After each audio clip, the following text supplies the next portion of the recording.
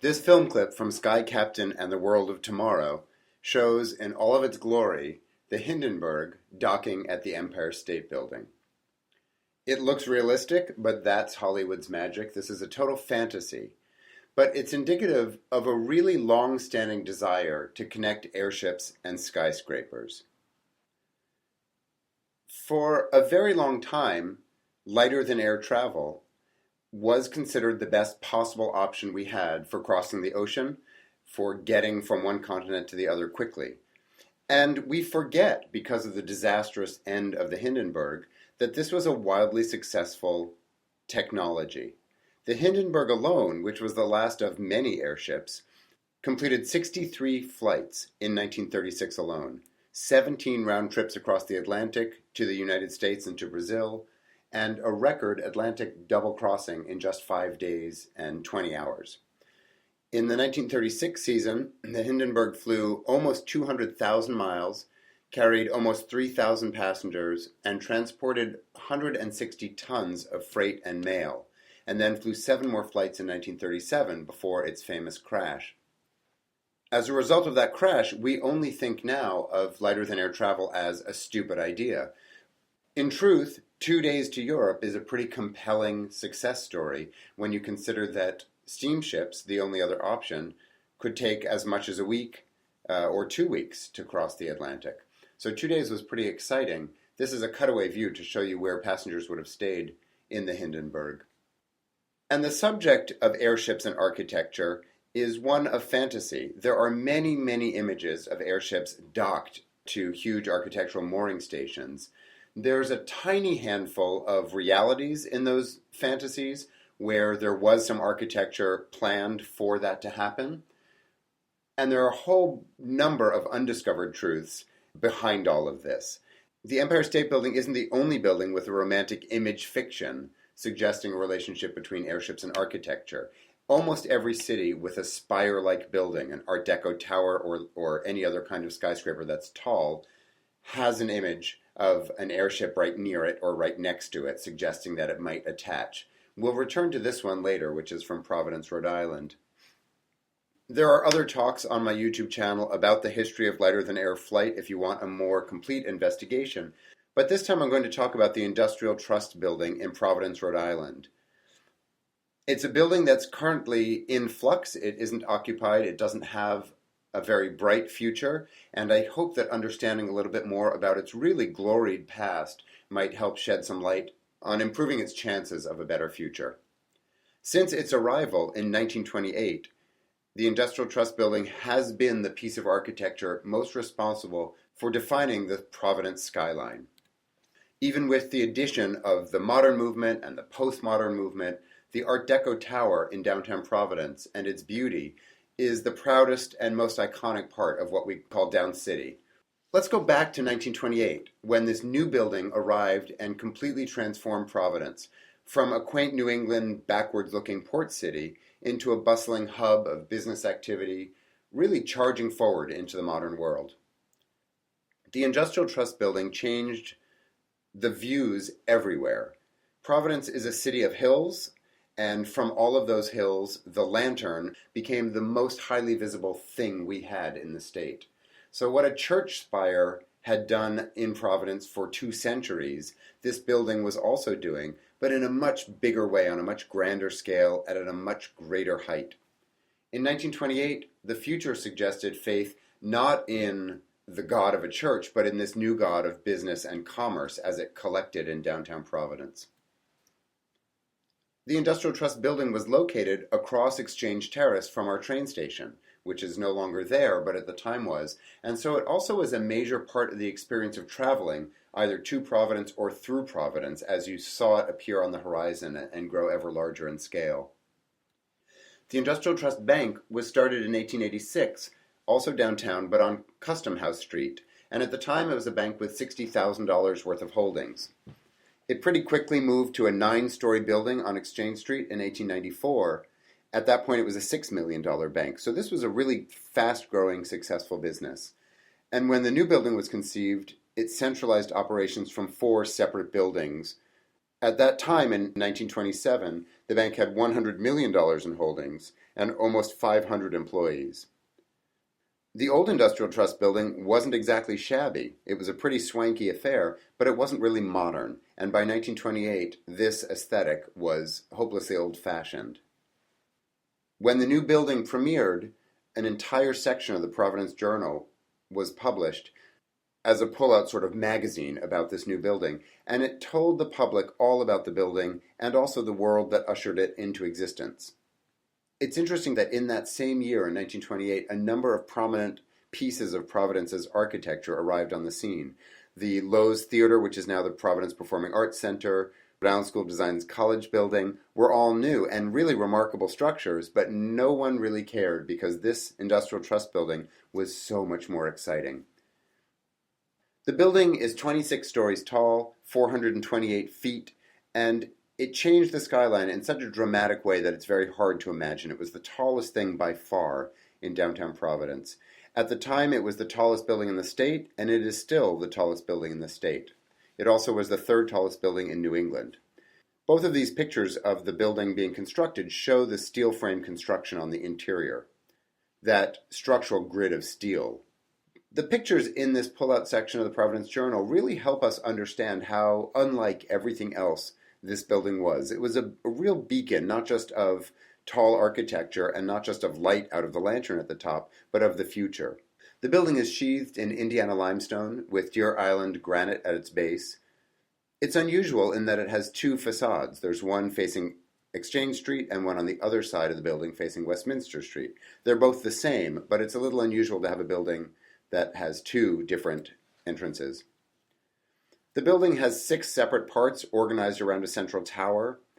It was designed by New York architects Walker and Gillette, who used the step massing that was really common in New York City skyscrapers and was developed to satisfy zoning regulations there. But we didn't have zoning regulations in Providence, and yet that massing structure created a really appealing shape for our skyline. The pull-out section in the Providence Journal does a nice job of talking about the exterior details, which are very easy to ignore as you walk past the building. So I have some pictures to show you the carved friezes and explain the program that they support. There are 4 different seals, 2 for the city and 2 for the state, 2 on each side of the building. The Exchange Street facade has 5 card panels. There's one with 2 stonemasons, one with Indian women pounding corn. There's Roger Williams at the spring with Canonicus and Mantonomi signing the deed. And then there's Roger Williams bringing the charter of Rhode Island and finally preaching to the Indians. Along the alley on the Arcade Street side, there are 6 panels that show hunting, ironworking, fishing, trapping, shipping, and farming. And then on the Westminster Street end, there are 5 panels showing early Rhode Islanders making a cannon, primitive grist mill, the first steamboat, the first locomotive, and Rhode Island women spinning. So this seems like a random mishmash of different ideas. And for many years, I looked at them from the Westminster Street side first. So I saw the modern world of steamships and trains, and then worked my way around towards people pounding corn, and it was just a confusion.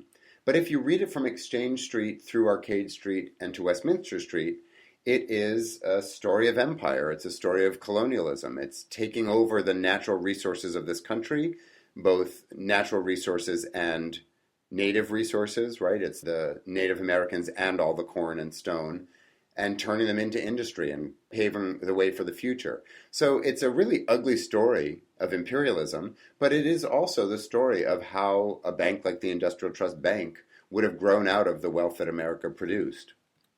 Architectural Forum published a very lovely essay about this building in May of 1929, and part of the text says, "The architects were fortunate in one respect. They did not have to bring a towering weight of stone to rest on a foundation of glass shop fronts, as is the case with most of the great hotels and commercial buildings in New York." Throughout the building there is evident the lavish and successful use of materials. On entering the main banking room, this fact undoubtedly contributes to the reassuring consciousness one has of ease and well-being. The interior features friezes of medallions of famous Rhode Islanders: Roger Williams, William Coddington, who was the first governor of the colony, General Nathaniel Greene, Commodore Perry, John Brown, Samuel Slater, Gilbert Stuart, and Stephen Hopkins. Architectural Forum says, the blending of traditional and modern is so skillful, it is hard to say where one leaves off and the other begins. One might say it is empire, with a difference. To me, this picture looks very old-fashioned. It's 1928 trying to look backwards and look more antique, and yet Architectural Forum is pointing out that it's charging forward into the modern age, but in a comfortable way. So it's very hard to remember when looking at this building that it was modern. At the top of all the columns are huge buffalo nickels to remind us that we're in a bank. The Providence Journal wrote, "No visitor to the room is unimpressed by the simplicity and effectiveness of the coloring." There are 3 domes in the ceiling that show the days of the week, the 4 winds and 4 seasons in the center, and then the zodiac and the months. And they're beautifully painted in a really subtle but beautiful color palette. They're also in great shape. They look very much today as they did in 1928. Architectural Forum writes, 4 of the 16 columns are slightly engaged in a partition wall, and though one regrets this necessity, the best has been made of the difficulty. I love old-fashioned journalism. The hilarity of having to apologize for columns being engaged in a space where they're otherwise independent is something no newspaper would do today. The lanterns have been replaced. The lanterns that are currently in the building are very persuasive. It's a good upgrade. But the original lanterns, which are long gone, were designed to bring the skyscraper motif and the massing and the verticality inside. They were enormous pendant chandeliers. There's a detail about this building that's difficult to show in pictures. When you come in at either facade, there is a small vestibule, and you have the choice of going upstairs into the main banking hall or downstairs into a lesser banking hall, which was the savings department. This floor was much less impressive. This was designed for the more serious business of your future and banking. And as a result, many of the architectural motifs from upstairs are reduced in form. They're abstracted Ionic column capitals on square piers. The hanging lamps reference the larger ones upstairs, but in a much simpler way. None of the downstairs decor has survived. That's all been long removed. And the only time I've seen pictures of it is in this Architectural Forum article. In our excitement to fall in love with the architecture of this building, it's easy to forget that there were technological marvels used to make this building work. It was not only a triumph of architecture, it was a triumph of technology and modernity. The Providence Journal pullout section has ads placed by every company that worked on this building, and those ads give a wealth of information about what an accomplishment the building was. There were 14 elevators. 8 went to the floors above the bank, 2 were for bank customers within the bank, and 2 were for the bank employees. There were also 2 freight elevators. The elevators went 800 feet per minute. At the World Trade Center in New York City, the elevators went 1,600 feet per minute, and that was many decades later. 800 feet per minute was a remarkable achievement for 1928. You'll notice in the picture on the left that the 2 elevators that go all the way to the top are the only way to reach the top of the building, and those were for private use by the bank president's office, and there are only 2 that went up there. So the plan of the building is that the bank occupies the lower 4 floors and the top floor, and in between were office rental spaces. The bank featured 40 tellers' windows with over 21,000 square feet of banking in that main hall. And this was the first bank in Rhode Island where you could use any window to do your banking. Before that, banks were segregated by alphabet. You had to go to your alphabet zone of the bank. And this required a completely new system of thinking about technology and connectivity so that any teller could find your account from any station. 1877 saw the first commercially available telephones in the United States, and we didn't have coast-to-coast telephone lines until 1915.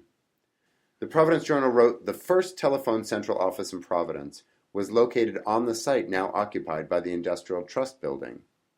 I think it's interesting to note that in 1880, that office, that first phone office in Providence, served the 616 Providence telephone customers. This building alone, on that same spot in 1928, featured 32 switchboards organizing the calls of 673 telephones just in that one building. And the safe door, which you can see on the picture on the right, weighs 17 tons. Before the building was even finished, it was a source of pride and also a source of promotion. There are so many ads in the 1928 Providence Journal boasting a connection to the construction of this building. Gorham made the bronze work. Furnishings and woodwork, steel structure, plastering contractors, anyone who worked on it put a picture of it in their ads. Even the security company and the company that helped people move in used the building in their ads.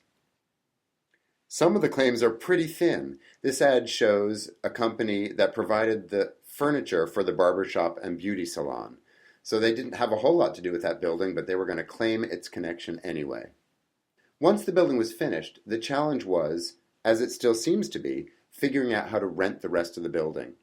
The Providence Journal was full of ads for many months advertising space in the building. And it's interesting to look at these ads and see what information they have in them. The ad on the left says, "The lantern is a nightly advertisement for your business. It's visible for 40 miles. These ads say, "Your name appearing on the office directory of the new Industrial Trust Building takes on a new significance. To be identified with the tenants of the city's finest building is to be numbered among the business leaders of the community." And then also, "Every day thousands of people pass through the doorway and up to the offices of the far-sighted firms which have already located their offices here."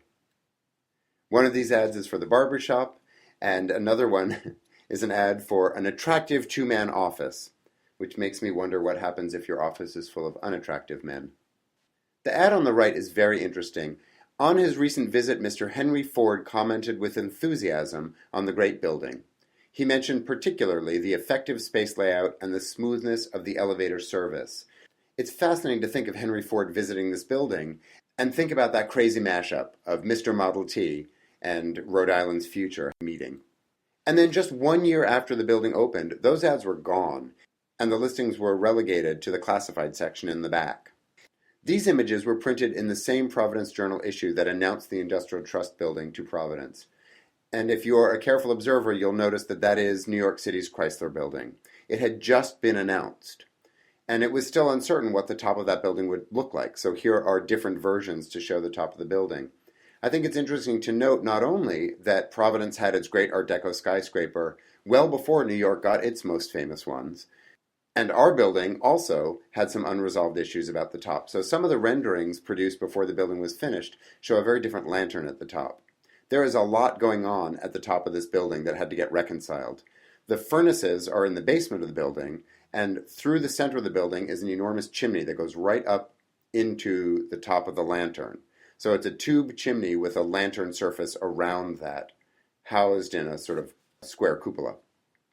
As a result, there's not a lot of structure up there. It's essentially a lantern with a vent through the middle.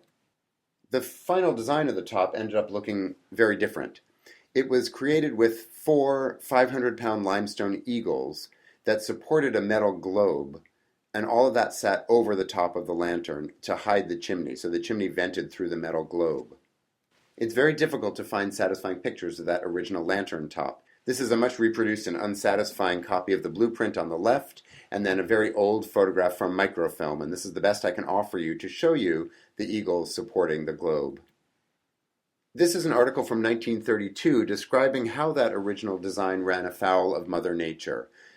The building was an obvious target for lightning, and every time a storm hit the city, another chunk of those eagles would fall to the street. So right from the very beginning, within the first 4 years the building was open, it became apparent that the eagles were going to be a problem. This is a picture of the fragments that landed across the street next to the Providence Arcade.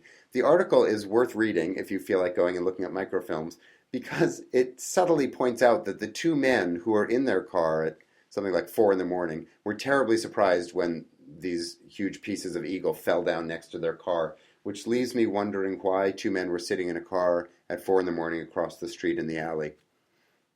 The solution in 1932 was to rebuild the missing pieces and repair the top of the building, but the problems didn't stop, and by 1950 it became apparent that the problem would continue and needed a more radical solution.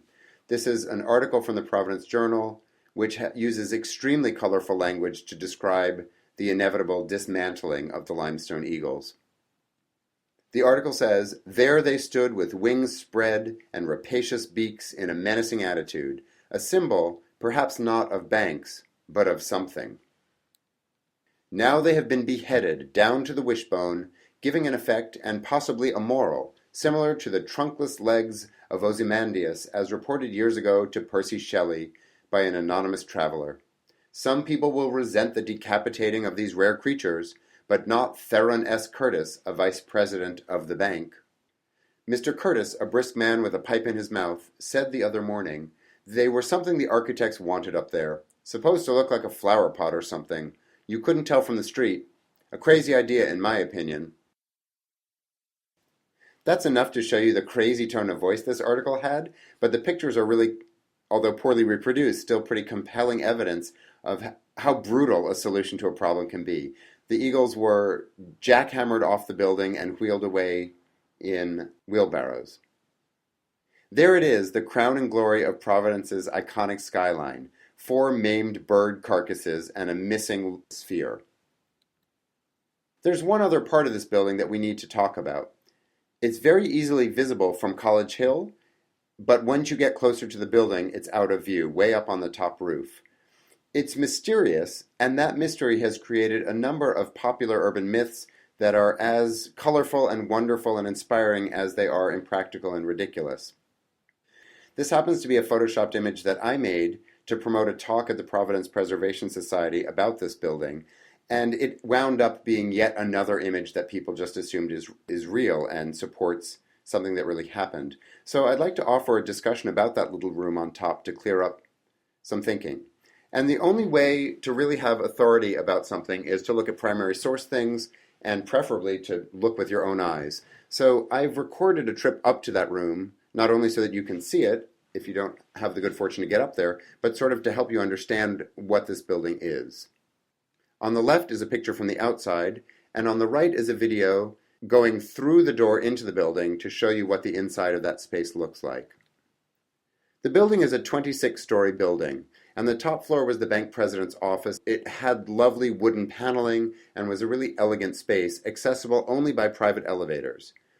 To get to this little room on the roof, you have to get to the president's office in the private elevator, go out the back door of the office into the fire stairwell, and go up 2 more flights through the lower part of the top tower of the building. When you get to this door, which says 29th level penthouse, you go out and take a left, and then you're presented with a door that looks like a porthole. Perhaps that makes it look like a ship. Perhaps the porthole is there because it's a much easier shape to cut into the exterior wall of the building after the construction was already finished. And you enter this room.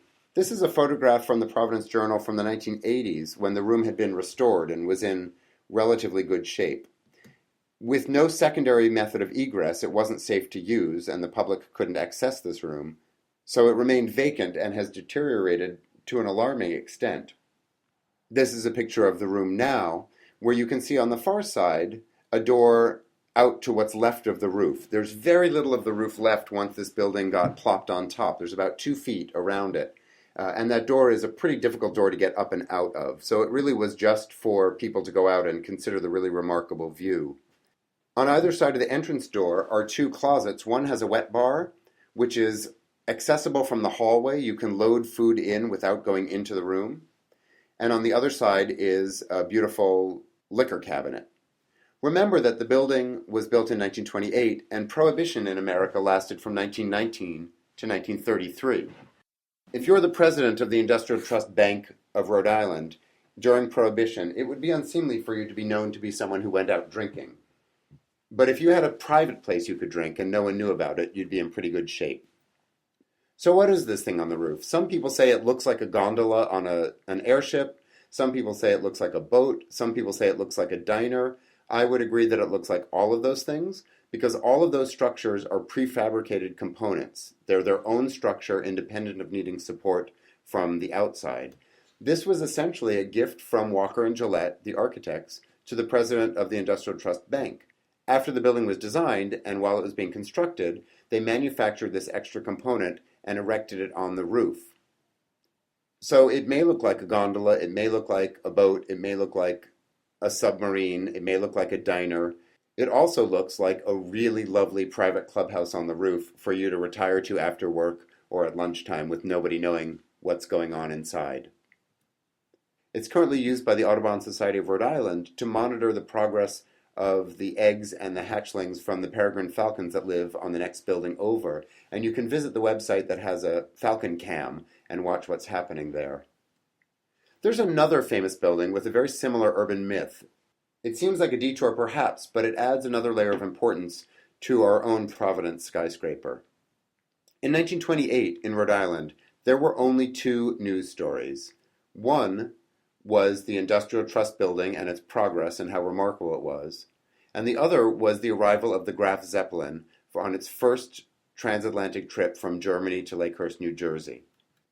Every single bit of space in the newspaper shows an enthusiasm for these two stories. So just as there were ads claiming connection to the Industrial Trust Building, there were ads claiming a connection to airships. Car manufacturers, car dealers, motor oil companies, engine companies, anybody with a mechanism that went, tried to claim that their mechanism had something to do with the success of lighter-than-air travel as well.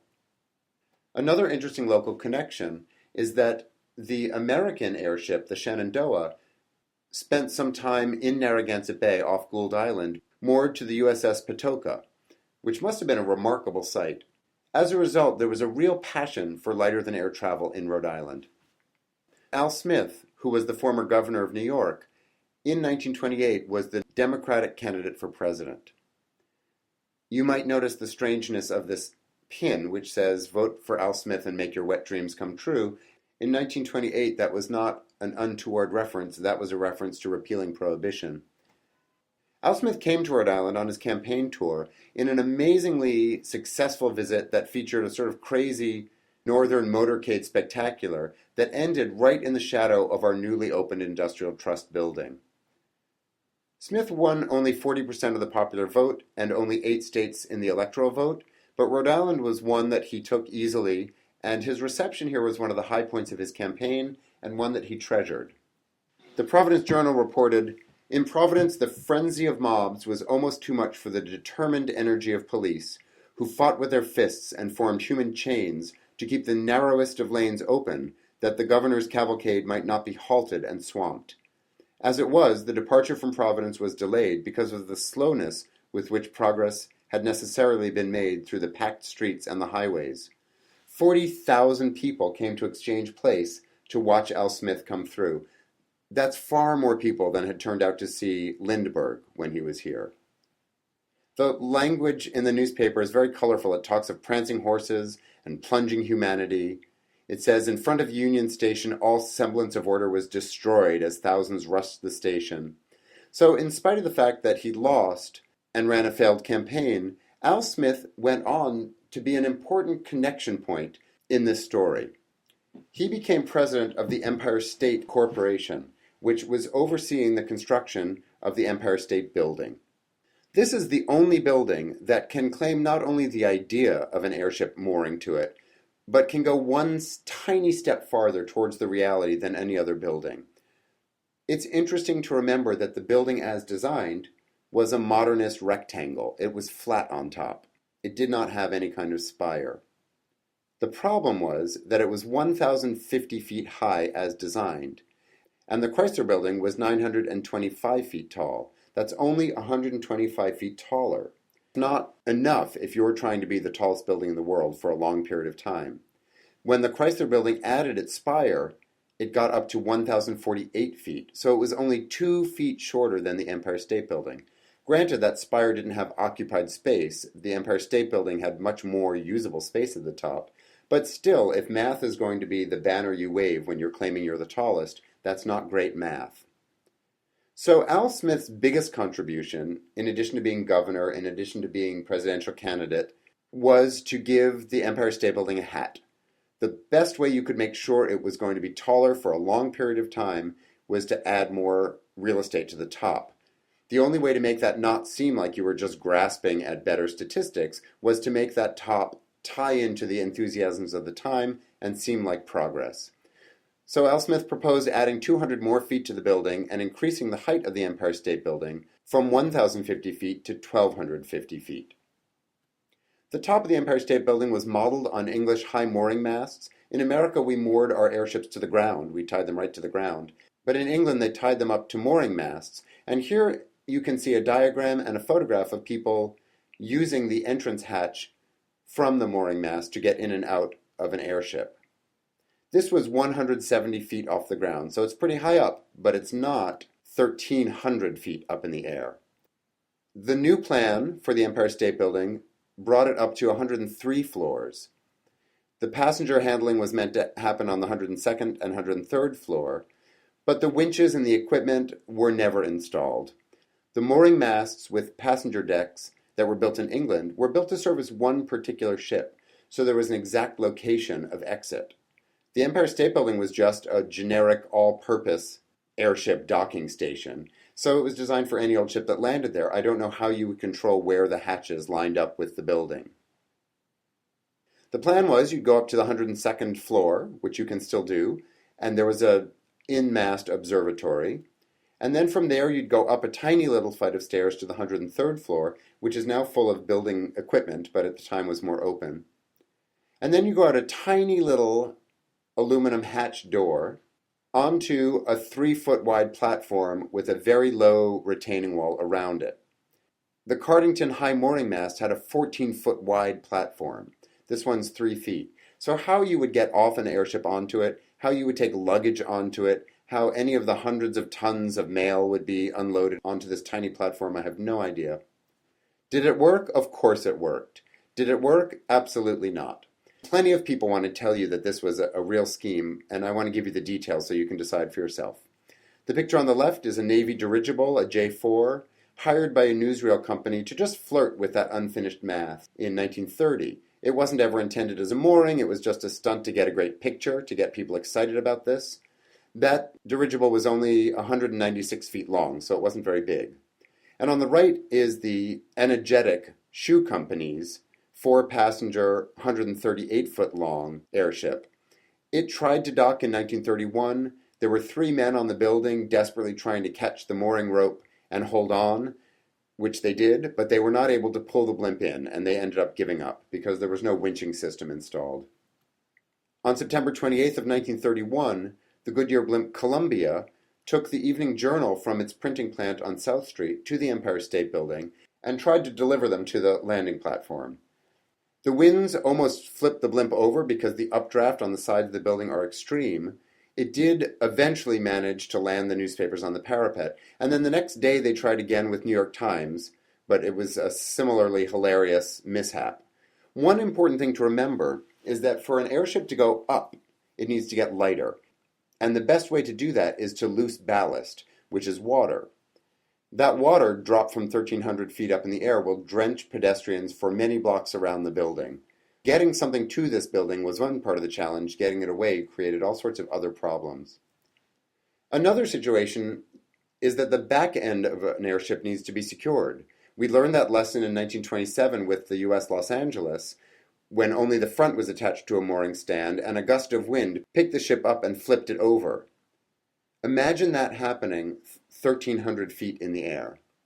This is a movie of the Hindenburg, which is tied to the ground in Lakehurst, New Jersey, on terra firma, and it shows how difficult it is to get off this ship, even in the best of circumstances. The steps are being wheeled forward for every single passenger to make sure they have somewhere to step onto. So the dream was real, the architecture was almost complete, but it was a very short-lived, impossible situation. On December 22nd of 1931, RCA rented half of the otherwise vacant 85th floor and set up a laboratory to begin experimenting with TV broadcasting, and they used the tower for mounting antennae. That's what this tower has done ever since. Nevertheless, we continue to attach airships to tall buildings, especially to the Empire State Building. I started with an image of Sky Captain and the World of Tomorrow, which is full of beautifully created digital images of this happening.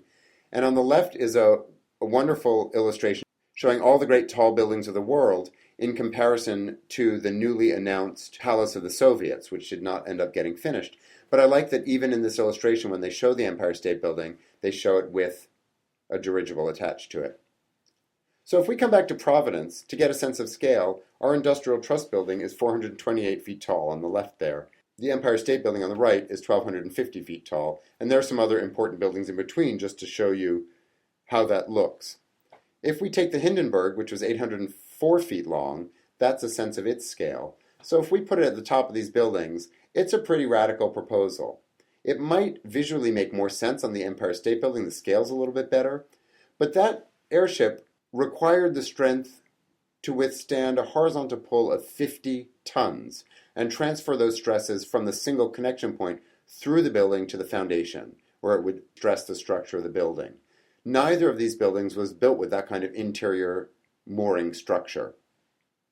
So the Photoshop fantasy I produced is actually pretty inaccurate in scale. This is what the Hindenburg would actually look like attached to the Industrial Trust building. I hope you agree that that's a pretty ridiculous relationship.